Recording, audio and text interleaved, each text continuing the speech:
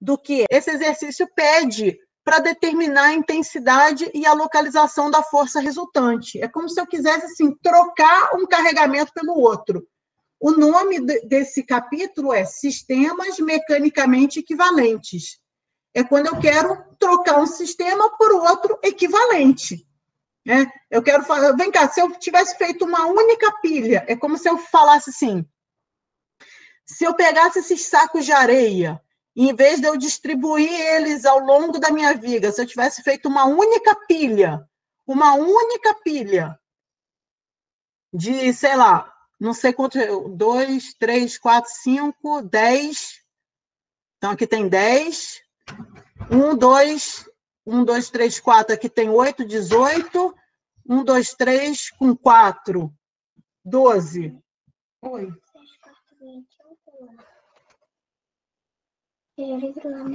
Não, pode deixar ele vir aqui. Eu perdi a conta. Quanto que eu tinha? Ah, mas vocês entenderam.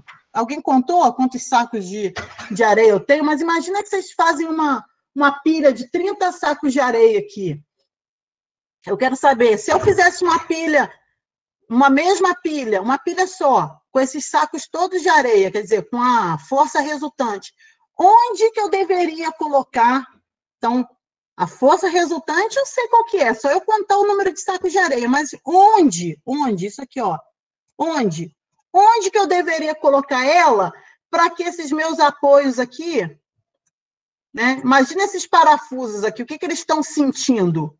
Né? Imagina esses parafusos aqui, como é que eles estão sentindo esse carregamento? Onde que eu posso colocar essa minha única pilha de areias para que esses meus parafusos sofressem a mesma intensidade? Imagina que esses parafusos são parafusos que suportam um tanto de momento, um tanto de cisalhamento. Então, eu quero saber onde que eu posso colocar, se eu fosse distribuir de uma outra forma, eu quero trocar, é um sistema equivalente, eu quero... Mas eu quero que esses parafusos que foram dimensionados, foram comprados, foram selecionados para serem colocados aqui, eu quero que eles sofram a mesma solicitação, o mesmo esforço, os mesmos esforços, eu não quero que eles se rompam. Eu estou preparando vocês para isso, quando eu falo de sistemas equivalentes. Eu quero trocar, mas eu quero trocar por algo que eu sei que vai estar seguro, tá? Então, falei para caramba, mas vamos direto ao ponto. Como que eu encontro a localização, a intensidade e a localização da força resultante? Se é um carregamento distribuído. Se vocês viram a aula de carregamento distribuído, tá? A aula de carregamento distribuído ensinou a gente a integrar, a fazer uma integração. Você pega a sua função, olha só, a função, imagina que você tem uma função W, tá? A força se distribui ao longo do comprimento. X é o quê? O que é X?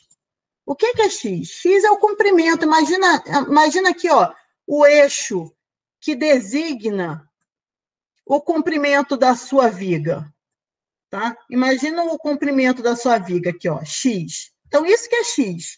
É a sua variável, né, é o que varia aqui ao longo do comprimento da viga. Então, imagina que você tem uma distribuição de força, uma distribuição de peso, W, ao longo, né, que é uma função de X, ao longo da viga.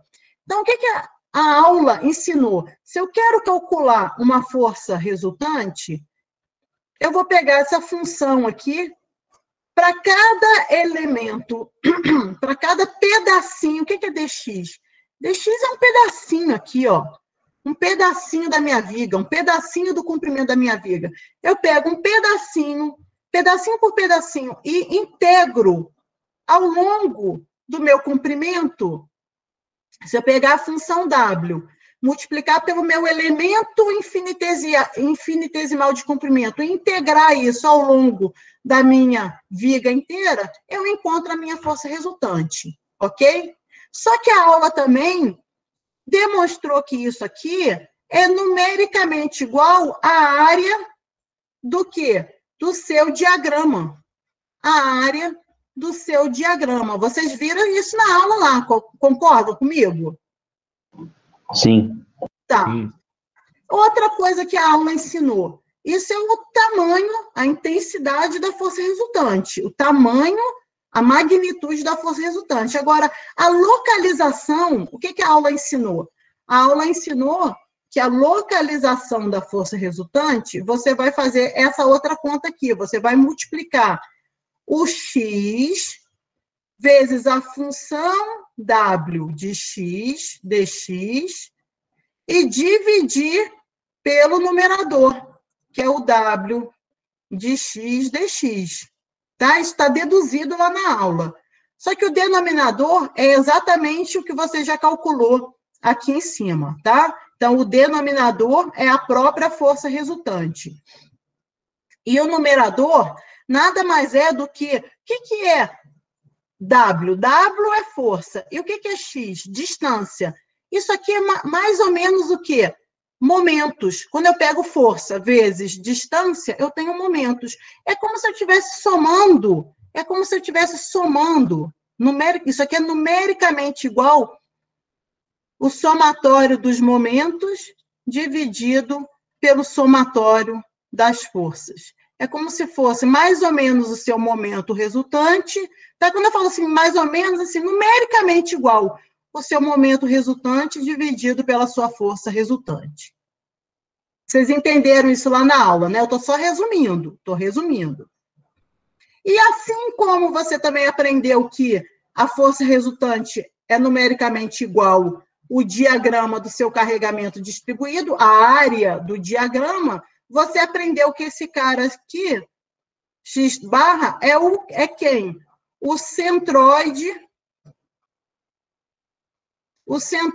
ou centro geométrico, né? A gente também pode falar centro geométrico da área. Certo, gente? Só estou nivelando vocês. Vocês aprenderam isso tudo lá, não foi na aula? Sim. Sim. Foi. E aliás, diga-se de passagem, isso nem é novidade. Eu acho que vocês aprenderam isso num desses cálculos que vocês fizeram aí para trás, né? Cálculo de área e cálculo de centroide de área. Isso vocês já aprenderam a fazer em algum desses cálculos aí para trás. É um resgate. Eu estou resgatando e estou trazendo para o contexto da mecânica.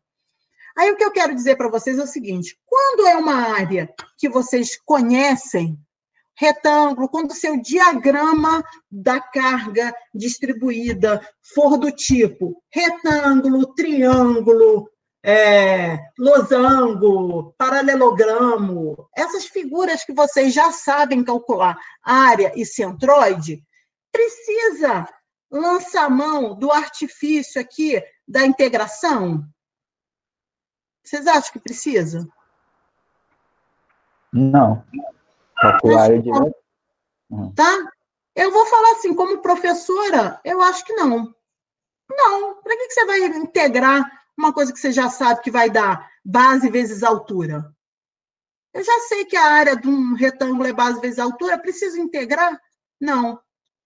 Eu já sei que o centroide da área de um retângulo é na metade da base, na metade da altura, preciso integrar para chegar nisso? Não, eu já integrei, alguém já fez isso para mim, já me contou. Então, fiquem livres, meus amigos, tá? A professora está falando. Eu vou abrir isso aqui de novo, porque eu rabisquei muito. Rabisquei demais. Vou abrir de novo. Então, quando for assim, retângulo, triângulo, paralelogramo, preciso, Flávia, fazer a integração? Por mim, não precisa.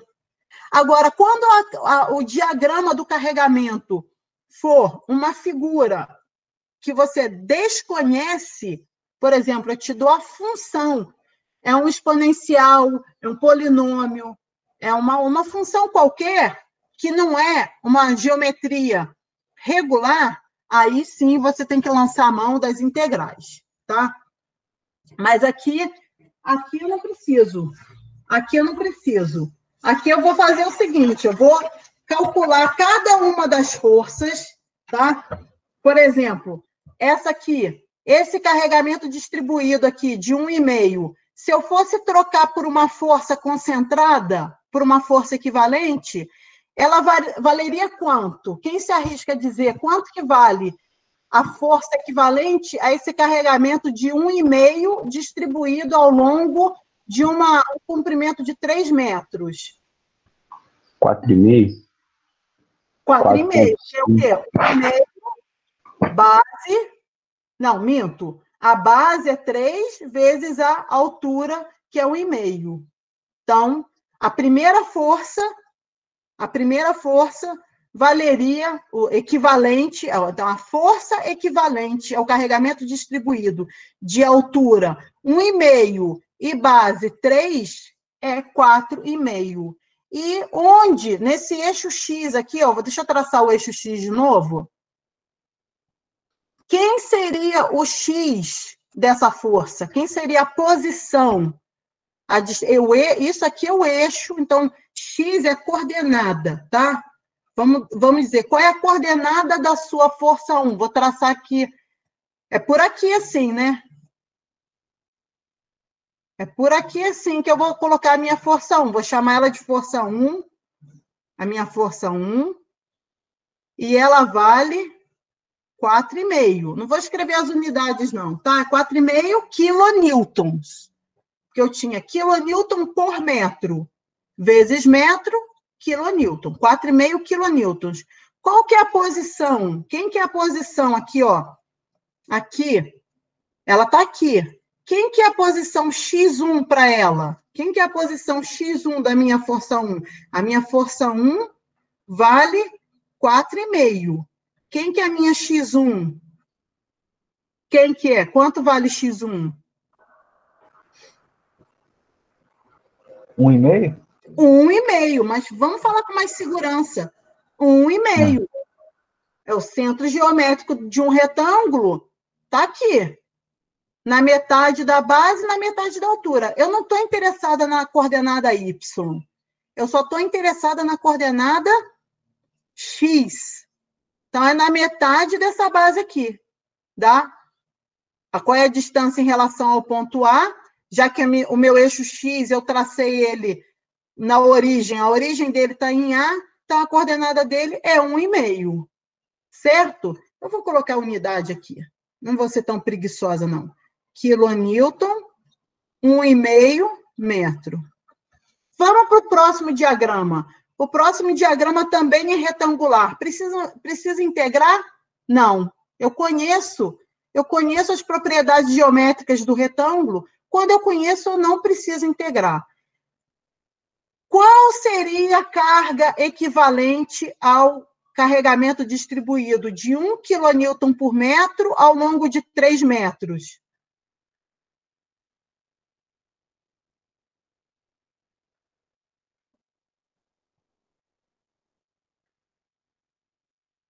Estou esperando.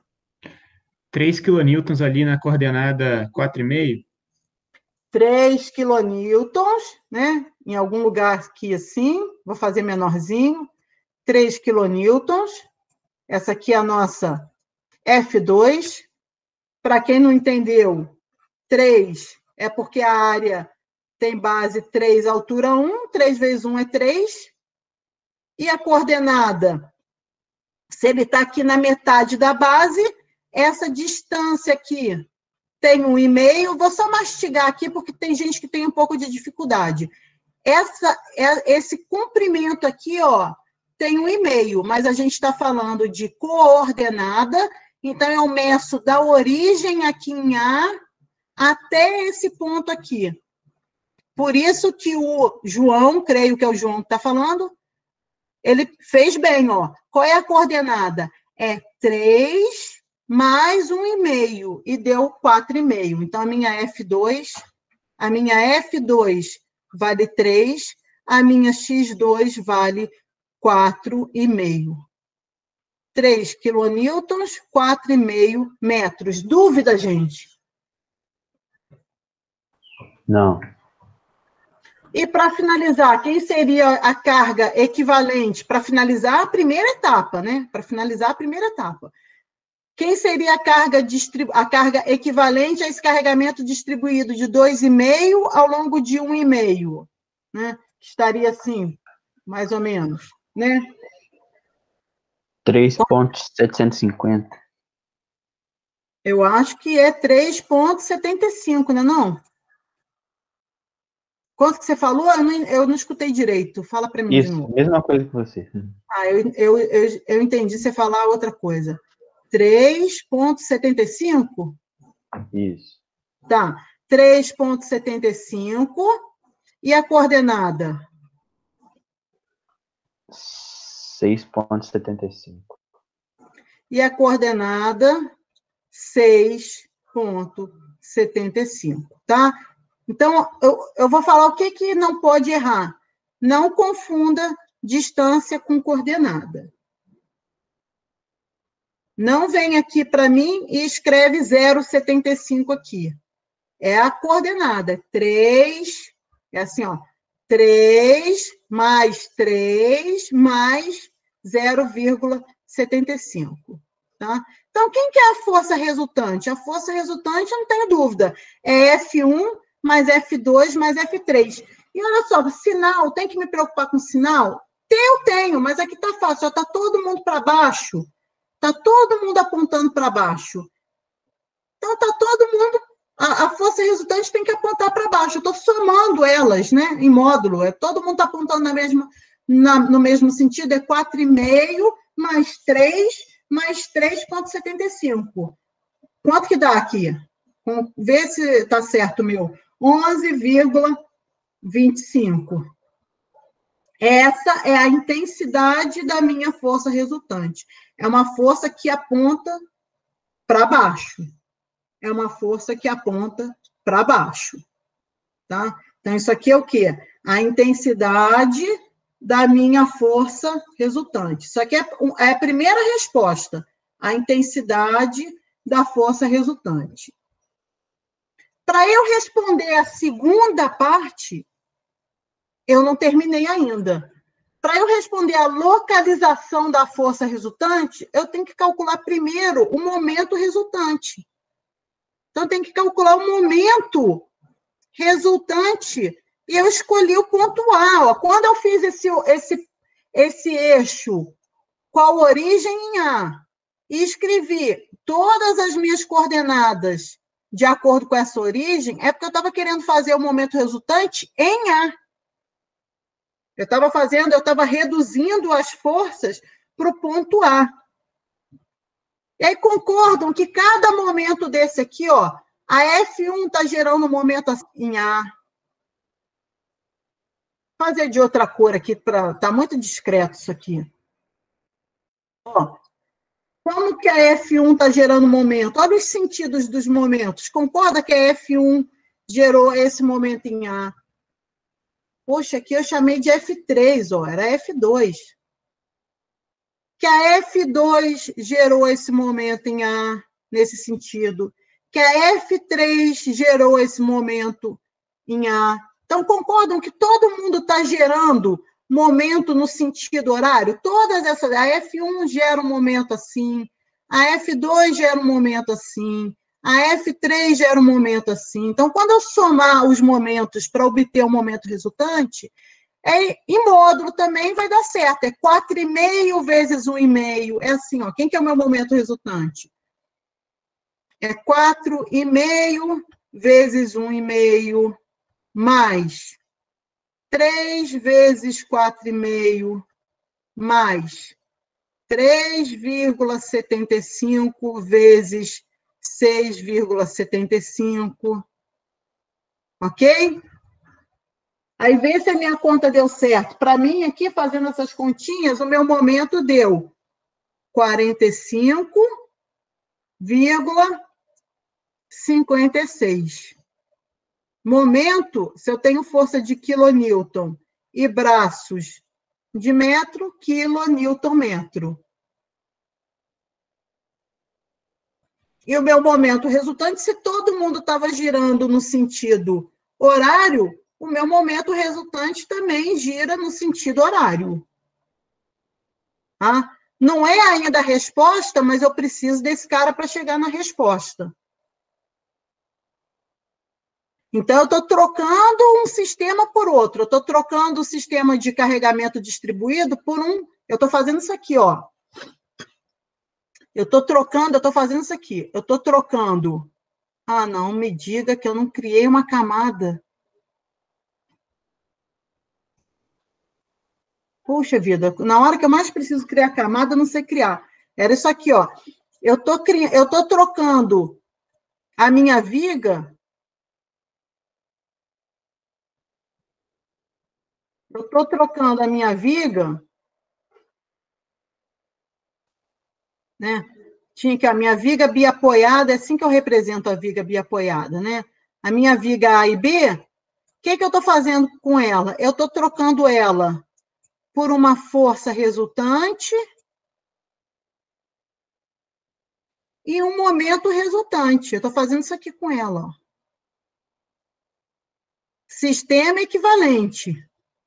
Momento resultante e força resultante. Eu estou falando que essa figura, com esse bando de saco de cimento, é equivalente a essa figura de uma força de 11,25 e um momento de 45,56. Aí, João, lembra que eu te falei assim? Existe um caso particular onde eu consigo reduzir o sistema a uma única força resultante.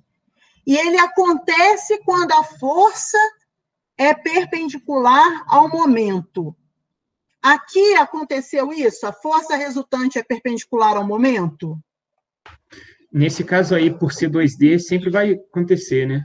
Isso. Então, mas é um caso particular. A força está no plano e o momento que está sendo representado por essa seta curva, né? Quando o momento a gente representa por essa seta curva do sentido horário ou anti-horário, nada mais é do que o nosso polegar entrando ou saindo da tela, né? Entrando ou saindo da tela, ou seja, o polegar, que é o vetor, ele é perpendicular. Então, nesses casos em que a força resultante é perpendicular ao momento resultante, eu ainda posso vir aqui e falar assim, peraí, eu ainda tenho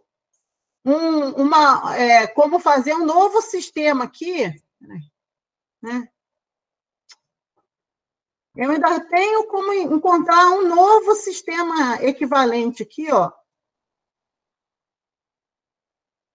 É um exercício bobo, mas ele é cheio de conceitinhos, assim, interessantes. E você fala assim, ó, não, olha só, esse sistema, ele ainda é igual, não gosto de falar igual, mas é equivalente a um outro sistema,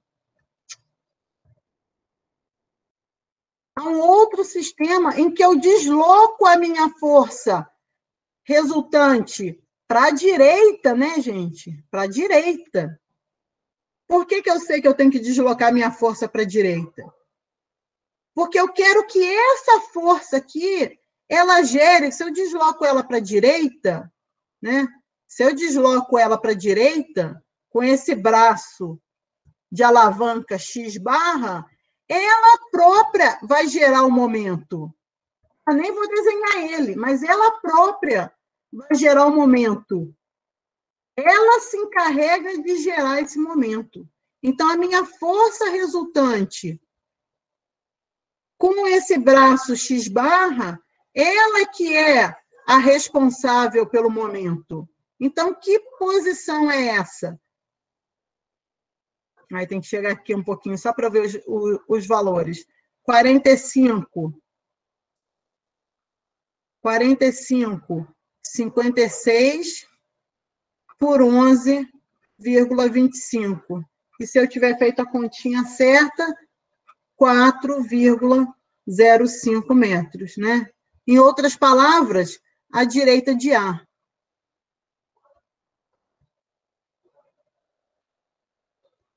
Isso é que significa reduzir o sistema a uma única força equivalente.